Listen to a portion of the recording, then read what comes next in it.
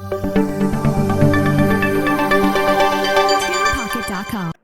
बच्चों, कैसे हो आप सभी लोग। आई होप आप सब लोग बहुत अच्छे होंगे और अपनी हेल्थ का भी बहुत अच्छे से ध्यान रख रहे होंगे। मैं हूं डॉक्टर सुरेश कुमार यादव और मैं बनाने वाला हूं आपके लिए केमिस्ट्री एकदम आसान। राइट। पिछले वीडियो में हम लोगों ने बात की थी अबाउट डाल्टन्स एटॉमिक थ्योरी।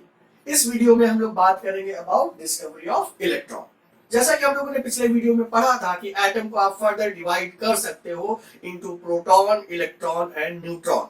इसके अलावा भी बहुत सारे पार्टिकल्स हैं जो कि हम लोग पढ़ने वाले नहीं है, हम लोग सिर्फ 3 ही पढ़ेंगे। ओके, तो उसमें से हम लोग पहला डिस्कस करने वाले हैं अबाउट डिस्कवरी ऑफ इलेक्ट्रॉन। ठीक है, तो जो डिस्कवरी ऑफ इलेक्ट्रॉन है, इसका जो इनिशियल वर्क है, शुरुआती दौर का जो काम है, वो शुरू किया था सर विलियम क्रुक्स ने। ठीक है, और उन्होंने परफॉर्म किए थे बहुत सारे डिस्चार्ज ट्यूब एक्सपेरिमेंट्स। ठीक, डिस्कस करेंगे अभी डिटेल में कि ये डिस्चार्ज ट्यूब है क्या और उससे रिलेटेड क्या एक्सपेरिमेंट्स है। तो जो इनिशियल वर्क किया था वो किया था सर विलियम क्रुक्स ने। लेकिन जो क्रेडिट देने की बात है, जो कहा जाता है कि आखिर एक्चुअल काम किसने किया था, वो किया था सर जे थॉमसन ने। ऐसा क्यों? क्योंकि जो विलियम क्रुक्स थे उन्होंने करेक्टराइज नहीं कर पाया था आखिर ये पार्टिकल्स क्या है, इनका नेचर क्या है एंड सो ऑन। बस इनिशियल उनको खाली इंफॉर्मेशन मिली थी जिस पर वो आगे काम नहीं कर पाए थे। उसको फिर से मटेरियलाइज किसने किया, उस पर ज्यादा वर्क किसने किया, जे थॉमसन। इसीलिए जे थॉमसन को ये क्रेडिट दिया जाता है। ठीक है, तो देखते हैं, जरा बात करते हैं कि डिस्चार्ज ट्यूब आखिर है क्या और उससे रिलेटेड क्या क्या एक्सपेरिमेंट्स हैं। तो डिस्चार्ज ट्यूब एक ग्लास की ट्यूब है जो कि 15 से 20 इंचेस तक हो सकती है। 15 टू 20 इंचेस, कई बुक्स में 18 भी लिखा है, कई बुक्स में 20 भी लिखा है।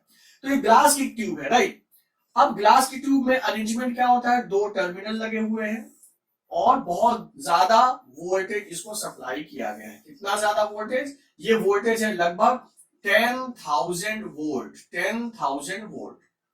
राइट, दूसरी चीज क्या है कि इसमें प्रोविजन है यहां पर वैक्यूम क्रिएट करने के लिए। वैक्यूम क्रिएट करने के लिए यहां पर प्रोविजन है। ठीक है, इसके साथ ही जो टर्मिनल्स है, जैसे मान लीजिए ये हो गया कैथोड जो कि निगेटिवली चार्ज है, ये हो गया एनोड जो कि पॉजिटिवली चार्ज है।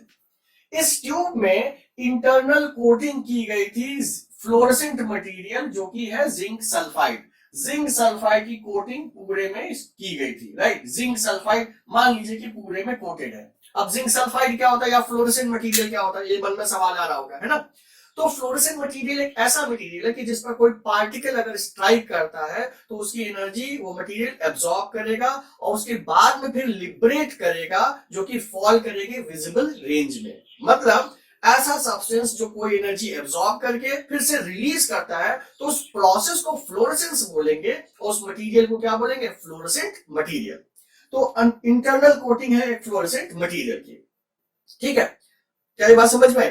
दूसरा मैंने जैसे बताया कि यहाँ पर प्रोविजन था वैक्यूम क्रिएट करने का, और वैक्यूम जो था वो ऑलमोस्ट 10⁻⁻⁴ एटमॉस्फेयर लेवल का था। राइट, सवाल आता है कि भाई फुल वैक्यूम क्यों नहीं किया गया, पूरा वैक्यूम कर देते, जब वैक्यूम ही करना था इतना ही क्यों किया। जब फुल वैक्यूम कर देंगे तो ग्लास की ट्यूब टूट नहीं जाएगी, पहली चीज। दूसरी चीज क्या है कि आखिर इसको वैक्यूम करने की जरूरत ही क्या है ना। ये भी एक इंपॉर्टेंट क्वेश्चन है कि आखिर क्यों वैक्यूम करना है। तो इसका सिंपल रीजन ये है कि मान लीजिए आप ये समझिए, एक सिंपल एग्जांपल से समझिए।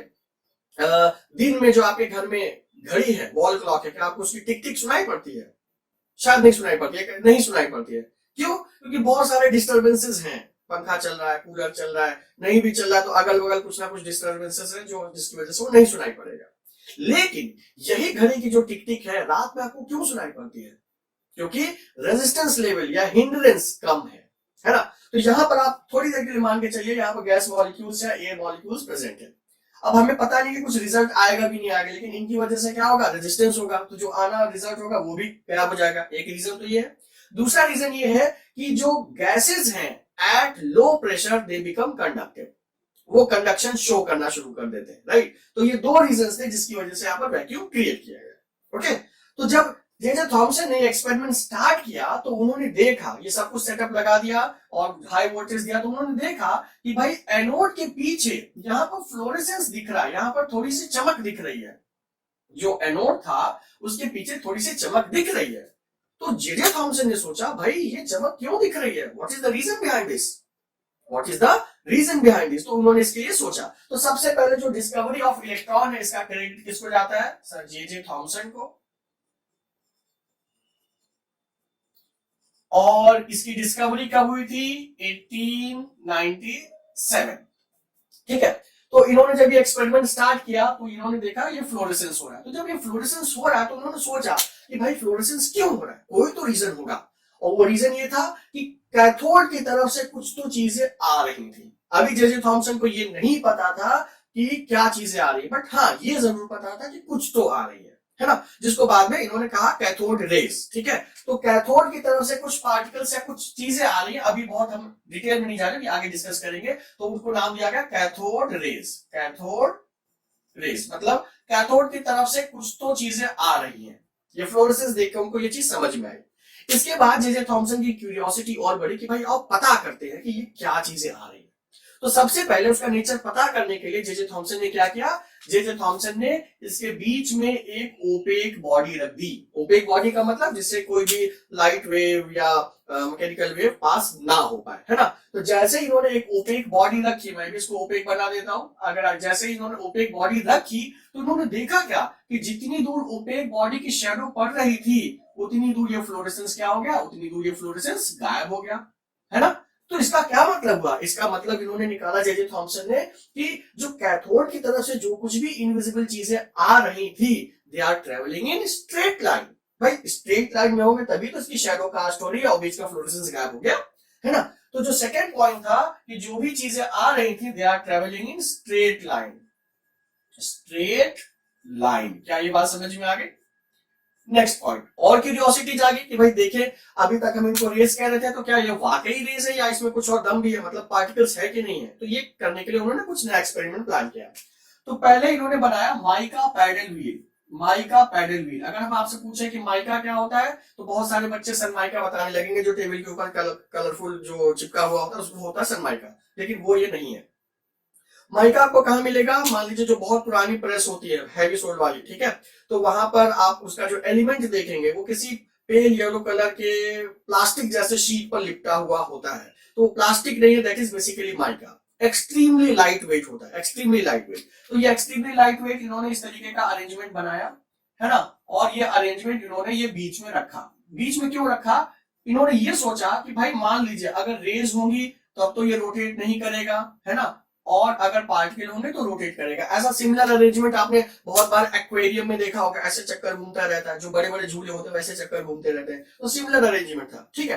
तो जब इन्होंने ये एक्सपेरिमेंट प्लान किया फिर से स्टार्ट किया तो इन्होंने देखा क्या कि ये जो माइका पैडल व्हील है ये रोटेट कर रही है। रोटेट करने का क्या मतलब हुआ कि जो अभी तक इनको कैथोड रेस समझ रहे थे दे आर नॉट रेस, वो बेसिकली क्या है? वो बेसिकली पार्टिकल से मिलके बने हैं, है ना। तो जो कैथोड की तरफ से चीजें आ रही थी जो कि स्ट्रेट लाइन में चल रही थी वो किस चीज से बनी है? वो पार्टिकल से मिलकर बनी है, ठीक है। तो उन्होंने नेक्स्ट पॉइंट फाइंड आउट किया कि they are made up of particles, right.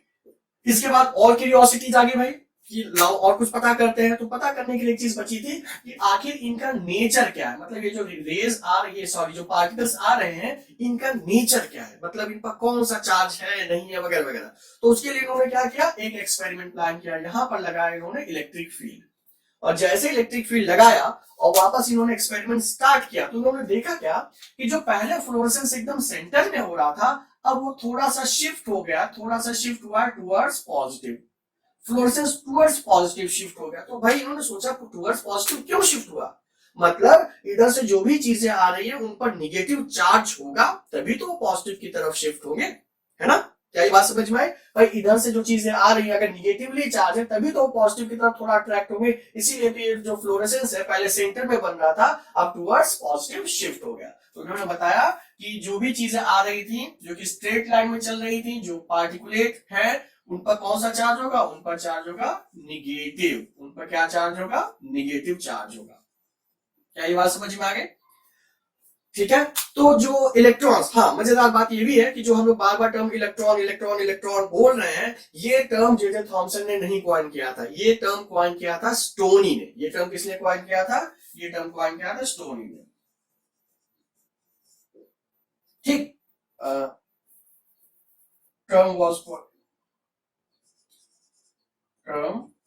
was coined by